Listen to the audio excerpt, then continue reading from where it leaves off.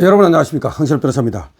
여러분, 선거관리위원회 규칙이라고 있습니다. 중앙선거관리위원회 규칙이 있는데요. 이 규칙이 헌법에 위반되는지 여부가 지금 쟁점으로 떠올랐습니다. 헌법재판소에서 중앙선거관리위원회 규칙이 헌법에 위반되는지 여부를 본격적으로 심리하기 시작했는데요. 그게 뭐냐면, 여러분, 관리관 도장이라는 거 있죠. 이 관리관 도장을 직접 찍는 것이 아니고 그것을 인쇄 날인하는 거, 이것이 과연 선거법 위반인가 여부가 이제 문제가 된 겁니다. 신청인은 이것을 직접 찍지 않고, 관리관이 직접 날인하지 않고 인쇄 날인하는 것은 검증 가능성을 훼손한다라고 주장하면서 이것이 헌법에 중대한 위협이 된다라고 주장을 합니다. 그리고 국민기본권 침해가 된다라고 주장을 하는데요. 과연 사전투표 6.3 대선 사전투표가 5월 29일, 30일 있는데요. 그 전에 헌법재판소에서 결정이 날지 여부가 지금 주목되고 있습니다. 헌법재판소가 선거관리위원회 규칙에 헌법 위반 여부 심리에 돌입합니다. 쟁점은 사전투표 용지에 선거관리관이 직접 도장을 찍는 대신 인쇄된 이미지를 사용하는 것을 허용할 수 있는지 하는 겁니다. 원래는 말이죠, 관리관이 직접 도장을 찍어야 그야말로 부정선거의 가능성을 완전 차단할 수 있는데요. 지금은 이 사전투표용지에 선거관이 직접 도장을 찍지 않고 인쇄된 이미지를 이용하거든요. 그러다 보니까 인쇄된 이미지를 이용하게 되면은 이것이 여러 장을 복사를 해가지고서 쓸 수 있는 게 아니냐, 이런 얘기가 나오고 있습니다. 헌재가 이 사건을 본안심판에 해부함에 따라서 사전투표일인 5월 29일 이전에 해당 규칙의 효력을 임시로 멈춰달라는 가처분 신청에 대한 판단도 조만간 나올 것으로 전망이 됩니다. 자, 헌재가 이 사건을 본안심판에 해부했거든요. 그런데 지금 사전투표일은 5월 29일이죠. 그런데 이 규칙의 효력을 임시로 멈춰달라는 가처분 신청도 같이 들어가 있습니다. 그러니까 본안심판과 가처분 심판이 같이 지금 신청이 된 거죠. 그렇기 때문에 가처분 신청은 빨리 결정이 날 수 있어서 지금 이 선거관리위원회 규칙에 따라서 인쇄된 그런 날인을 이용하는 거, 직접 관리관이 찍지 않고 인쇄된 그런 지금 날인을 이용하는 거, 이것이 가능한지, 인쇄 날인을 쓰는 것이 헌법에 위반되지 않는지, 이것이 조만간 결론이 나올 수도 있다는 얘기가 나옵니다. 22일 뉴데일리시에 따르면 헌법재판소 제3지정재판부, 여기 재판장은 정형식인데요. 지난 20일 사전투표관리관의 개인도장 날인을 인쇄 날인으로 대체한 선거관리위원회 규칙의 위헌 여부를 다투는 헌법소원 사건을 심판에 해부했습니다. 다시 말하면 사전투표할 때 이 관리관이 자기 도장 가서 찍어야 될 거 아니에요. 자기 도장 가져가서 개인 도장을 날인해야 되는데 개인 도장을 날인을 안 하고 인쇄 날인으로 대체를 했다고요.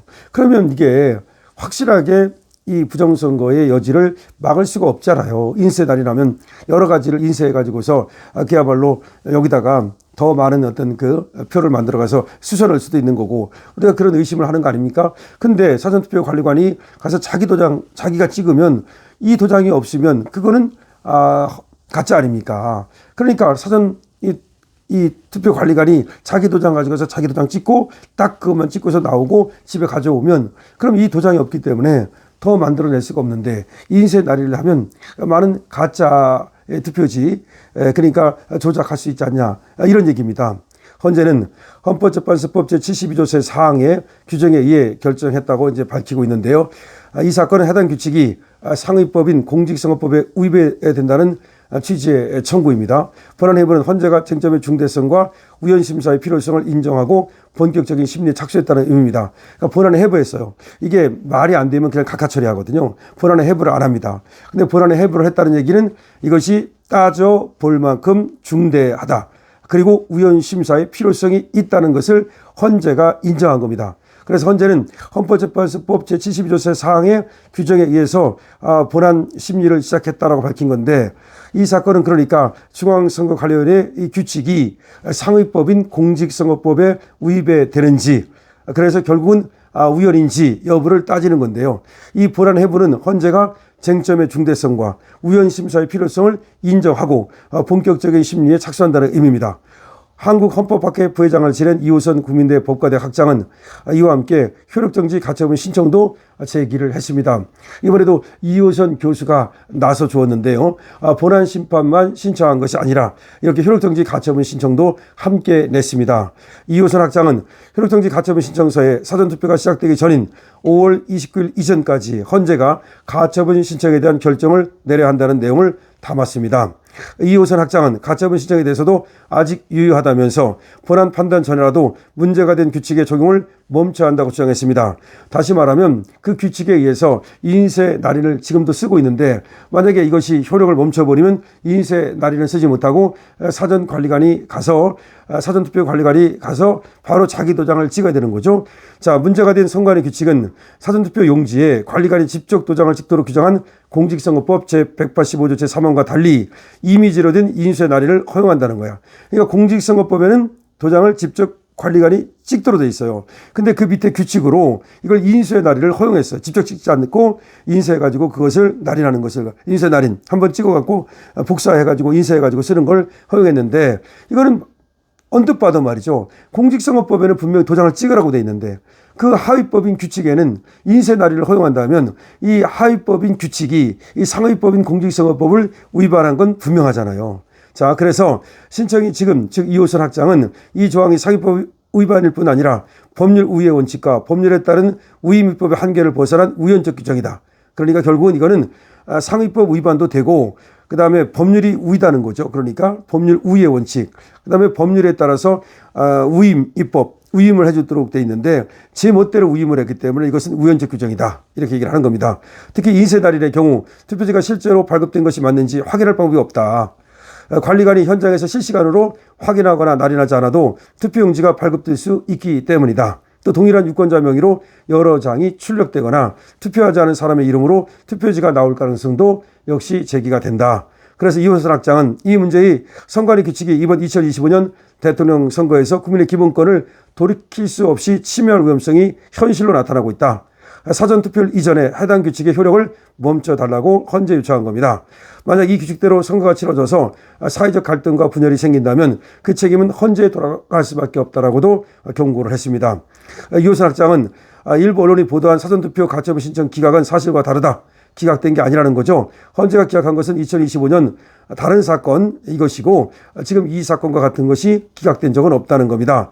이번 본안 해부 사건과 이에 부시된 가처분 신청은 별개의 사건으로 아직 효력정지 여부에 대한 헌재의 결정은 내려지지 않았습니다. 다시 한번 말씀드립니다. 정말 중요한 지금 헌재 심판이 시작이 됐습니다. 이호선 국민대 학장이 법과대 학장이 또 큰일을 했는데요. 뭐냐면 여러분 사전투표 관리관이 직접 현장에 와서 자기 도장을 찍어서 하나하나 확인해 줘야 됩니다. 이것이 공직선거법에는 그렇게 되어 있습니다. 그런데 공직선거법 하위법인 중앙선거관리원의 규칙으로 중앙선거관리원에서 만든 겁니다. 규칙이라는 건 그걸로 이 도장을 직접 찍지 않더라도 인쇄 날인, 그러니까 이제 하나를 날인해 가지고 그걸 인쇄해서 쓰는 거, 그것을 허용했습니다. 그러다 보니까 이게 계속해서 인쇄를 해가지고 유령 투표지를 만들어도 이걸 막을 수가 없는 겁니다. 그러다 보니까 부정선거 의혹이, 조작 의혹이 터져 나오는 겁니다. 그러니까 그렇게 하지 말자는 겁니다. 그래서 이 중앙선거관리원의 규칙이 공직선거법 그 상위법에 위반돼서 이 효력이 멈춰버리면 가처분이 이제 받아들여지면 효력이 멈춰지는 거죠. 그 다음에 나중에 본안이 받아들여지면 이것이 이제 규칙의 폐기가 필요한 거죠.